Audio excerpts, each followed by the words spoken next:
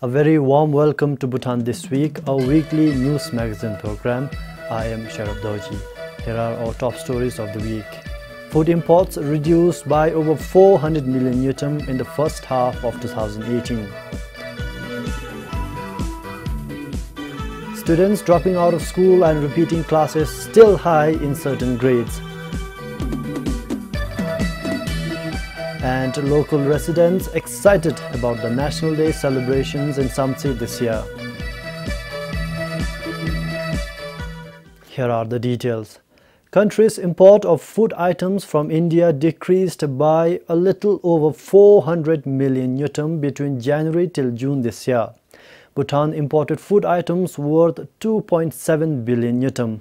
And during the same period last year, the country imported food items worth 3.2 billion yutam.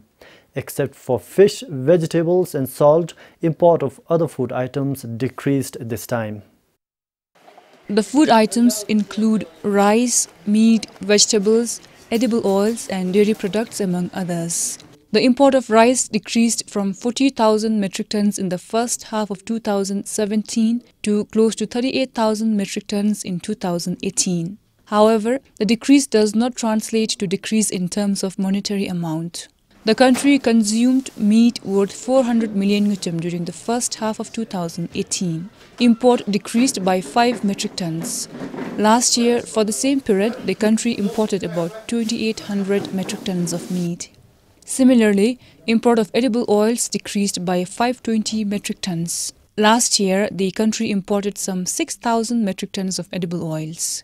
Import of dairy products increased significantly from close to 2,000 metric tons in 2017 to nearly 1,500 metric tons this year. Last year, Bhutan imported dairy products worth a little over 650 million yutam. Import of other items such as betel nut and leaves, flour, spices, sugar and live animals for breeding also decreased between January to June this year compared to the same period last year. On the other hand, country's consumption of fish, vegetables and salt increased. Import of vegetables increased from more than 12,000 metric tons in the first half of 2017 to nearly 18,000 metric tons for the same period this year. But the cost incurred on its import decreased. The report did not include import of same food items from third countries, as import numbers were found negligible. Pup Game for BBS News. Documentary heritage like manuscripts, books and bureaucratic documents embody the memory of local communities. Natural and other disasters can damage these documents, and thus preserving them and ensuring documentary heritage are protected from disasters is integral. This was highlighted during a two-day international capacity development workshop on preservation of documentary heritage for disaster risk reduction and management in the capital recently. The National Library and Archives of Bhutan, the only agency in the country working towards preservation of ancient documents. At the workshop, experience shared by representatives from other South Asian countries about their preservation efforts meant Bhutan has a lot more to do in preserving documentary heritage. This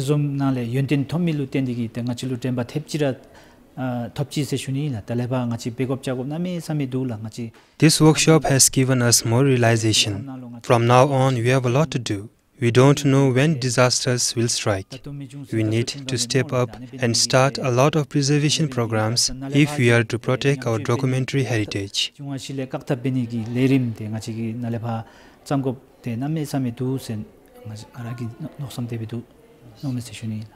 Preservation of documentary heritage is not just from earthquakes and fires. These fragile pieces from history need to be protected from theft, bacteria and insects, and even damage from use.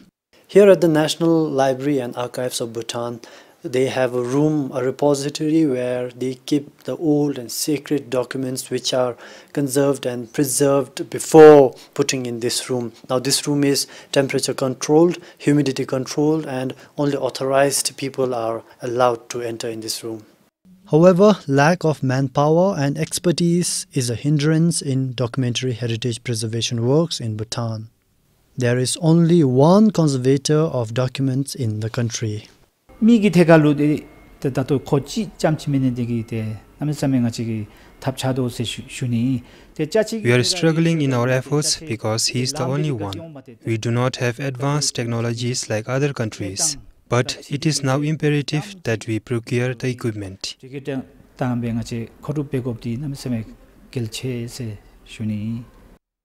At the workshop, the Memory of the World program, an international initiative to safeguard documentary heritage, was introduced as a platform where international community can work together for preservation of documentary heritage. This was the first of its kind workshop in Bhutan. Sharab Doji, BBS News. Energy consumption to heat houses during winter in Bhutan peaks due to poor design and almost non-existent insulation. Bhutan needs to go for energy-efficient buildings. That means going for more efficient heating and lighting to enable buildings to use less energy, which will help reduce greenhouse gas emissions. This was shared during the first lecture series launch on innovation, science and society called BLISS by the Bhutan Ecological Society. One of the intriguing things that captured the attention of the participants was the need for Bhutan to have insulation in buildings. Insulation limits the need for heating or cooling the house. As per the energy efficiency baseline study carried out by UNDP a few years ago, buildings in Bhutan use twice the energy, and the residential sector is the highest energy consumer, accounting for 48.7% of the total energy consumption. Energy is so cheap. Electricity is like almost free. Now let's fast forward into the future, maybe 5 years, 10 years from now, and energy costs will be just the same as they are everywhere else in the modern world, expensive. And then nobody will be able to afford to heat these buildings. It will be economically a disaster. All of these buildings being built today, 5 to 10 years from now, might not be able to even be functional because people can't maintain them. Globally, buildings account for nearly 50% of energy consumption throughout the world, and the building sector can play a key role in fighting climate change. The building which we build right now should be built for 100 years and not just for 10, 15-year outlook. And if we are thinking about the future in 50 years from now, what will it be? So there's a huge opportunity to get things right, especially for a country like Bhutan, to take this from the top down and come up with some innovative ideas to really get this achieved on a much faster time scale. Lectures like this will now happen every 4 months to bring transformative ideas, plans and policy initiatives to the forefront and help raise awareness, options and possibilities to conserve the environment. Sunampem for BBS News. Students dropping out of school and repeating classes is still high in certain grades. As per the annual education statistics of 2018, this is despite the country recording a reduction in the average rates since 2002. The highest repetition rates are noted in classes 5, 8 and 6. Dropout rates are higher in classes 4, 7 and 9. Indicators such as repetition rates, dropout rates and completion rates at various classes portray the efficiency of the education system. Repetition and dropout rates are notably higher in boys compared to girls. The report reveals that when children are not enrolled at the right age, their needs are not catered in terms of offering age-appropriate interventions and strategies. As a result, the number of overaged children increases progressively in the higher grades. And these groups are likely to repeat and are at greater risk of dropping out. As per the 2018 pre-primary enrollment, over 35% are overaged children. Likewise, frequent change in schools to continue their education after class 3, 6 and 8 make it difficult for students to cope with new environments, and this adversely impacts their learning. The third and final reason is an increasing pressure placed on students by expanded curriculum at classes 4, 7 and 9. The report also calls for an in-depth study to further explore and understand such phenomenon. Sunampem for BBS News. Meteka Geok and Chukha are leaving no stones unturned in their effort to become self-sufficient. Apart from playing individual roles, they even initiated a joint program for the purpose. And this season, after cultivating paddy in mass through the program, the Geok claims of achieving the goal.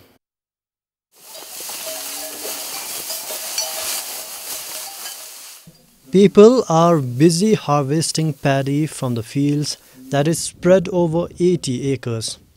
Satisfied with the yield, they no longer plan to import rice for personal consumption. In fact, they want to increase its production and contribute local rice during Chukha's Melam Chemo. Earlier, most farmers used to grow maize in these fields. In the past, we had to buy rice and some vegetables from Finseling. We transported them on our backs till here, and when the stock was over, we had to go down again.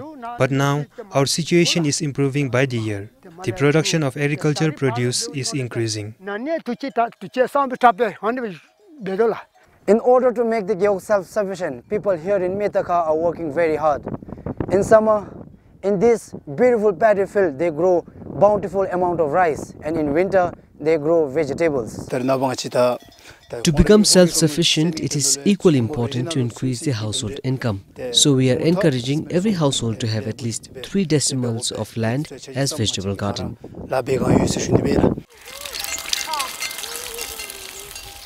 The self-sufficiency program also looks at making the villagers financially stable.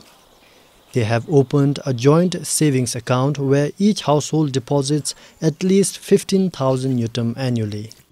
The saved amount will be used during emergencies. It also covers expenses for medical treatment, education and pilgrimage. If we are to fulfill His Majesty's aspirations of gross national happiness, we have to fulfill the pillar of self-sufficiency and contentment. And to do that, the initiative must start at a local level and then move towards the national. With this notion, we initiated the program. The Geok is also planning to grow mustard and address the community's need for cooking oil. Metapka is one of the remote Geoks in Chukha with 120 households. For Sonam Penjo in Chukha, Sharaf Doji, BBS News. Dazin, a local project with the mission to eliminate air pollution from cooking and heating, has been awarded the 2018 Global Energy Award. Dazin is a cooperative enterprise working in partnership with Happy Green Cooperative. The project provides both smokeless gasifying stoves and affordable clean cooking fuel. Dazin won the award from more than 2,000 projects submitted from around 180 countries.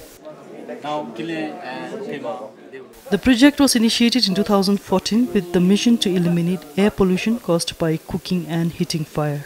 And what we do at Dazin is we provide fuel plus solution to the rural households, and we cross-subsidize the surplus fuel that we generated on our facility and provide that to the schools and other institutions.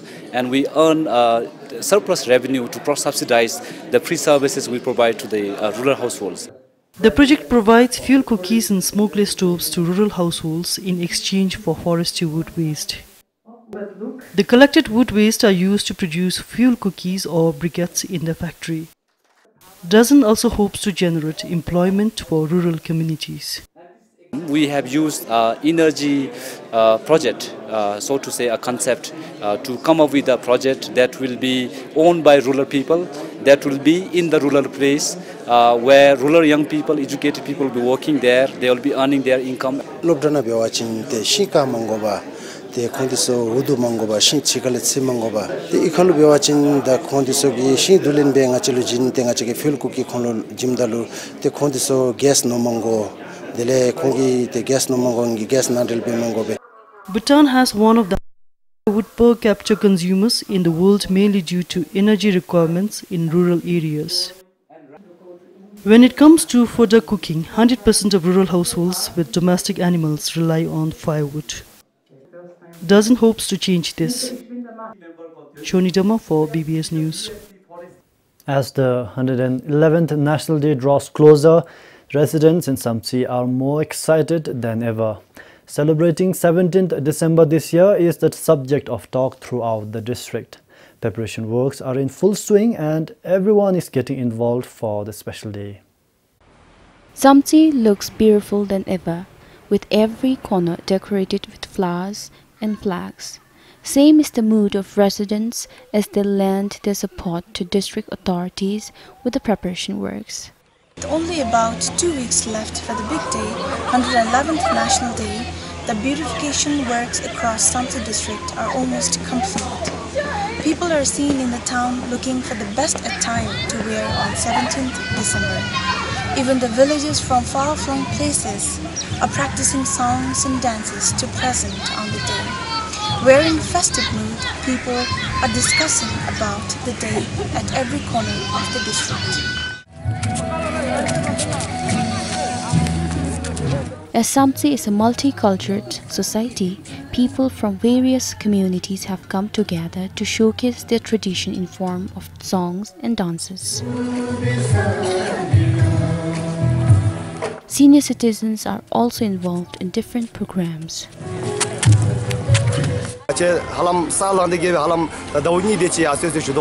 We have been excited about the day for over 2 months now. Even villagers are excited that they will get to meet His Majesty the King, and the excitement is even more among the ones who did not have a chance to meet with His Majesty before. People want to attend the National Day even if they are sick, and the sick people feel at ease as the day comes closer. We have been excitedly waiting for the day as we will get a chance to see His Majesty. We are going to do everything from our heart to impress His Majesty.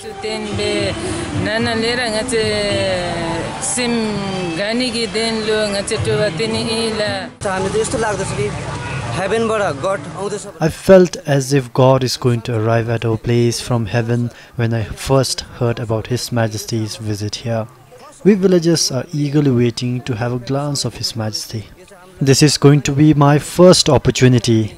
I feel I am a lucky person as His Majesty will be coming all the way to our place to meet us.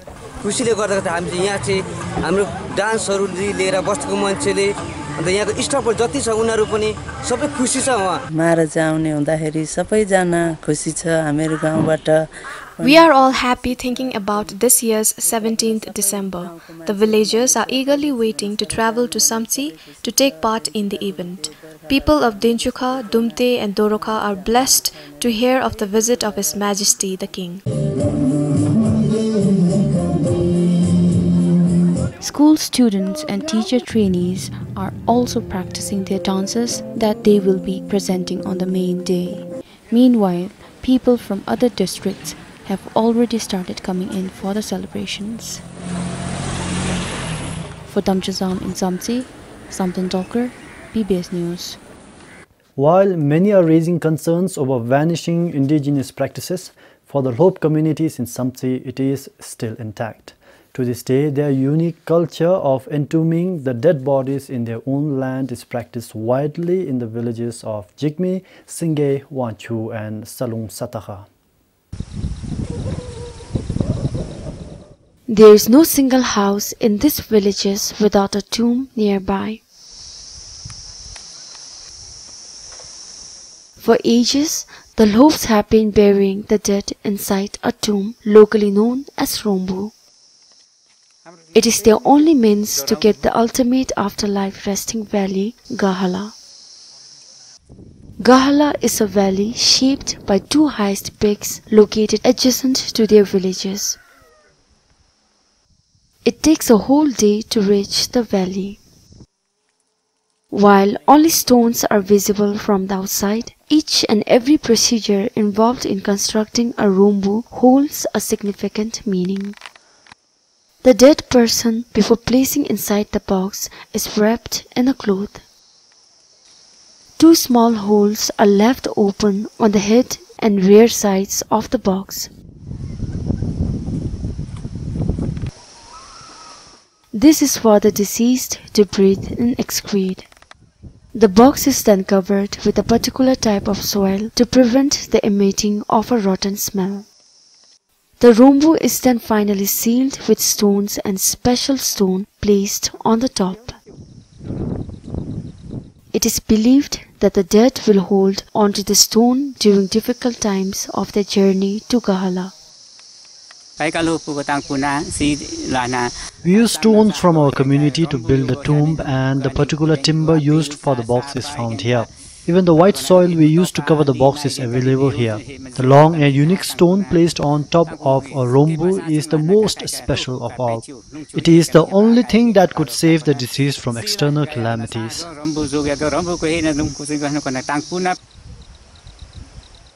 The Lobes use their private lands for their burial. If not, they believe the dead would have to borrow others' land to live in Gahala. The rombu are raised in queue according to the time the person died. The Lobes prefer having them as close as possible to their houses. Meanwhile, some years ago, a few Lobes tried replacing the custom by cremating the dead. But locals say the change was followed by misfortunes in their communities. For Damchizam in Samtsi, Pemasalun Singh, BBS News. 9 games into the season, and Bengaluru FC's Bhutanese starlet Senchu Gelson finally opened his account in the ongoing Indian Super League on Wednesday. Senchu's acrobatic finish in the dying minutes of the match ensured Bengaluru FC remained unbeaten at the top of the ISL table. Bengaluru FC was trailing 1-0 and was staring at their first defeat of the season against their title rivals Northeast United. Off the bench came Senchu Gelson in the 71st minute of the match. With 20-odd minutes of play remaining, chances to score for Senchu was rare. He came close in the 88th minute. His shot flew inches over the crossbar. Then came the moment of magic. The acrobatics, the goal! It is unbelievable! Chencho! He's been waiting to do this, and he's done it in the best possible fashion. It was the free kick. Senchu Gelson gave a moment to savor to some Bhutanese fans who went all the way to Guwahati to witness the match. Senchu posted this on his Facebook page after the match. I've got so many messages from the fans. Thank you so much for your love and support. And it's a very good cross from the Kane Lewis, and even very good assist from our legend Sunil Chhetri. And I did what I felt like doing, and I'm glad it went inside the net. Senchu has finally landed his first ISL goal. Up next, Bengaluru FC will host Mumbai City FC on Sunday. Bhutanese followers will be hoping he will start the match. Sharab Doji, BBS News. Well, that's all we have got for you this week. Head on to our website www.bbs.bt for details. Until another edition of Bhutan This Week comes about, keep warm, take care. This is Sharab Doji saying goodbye.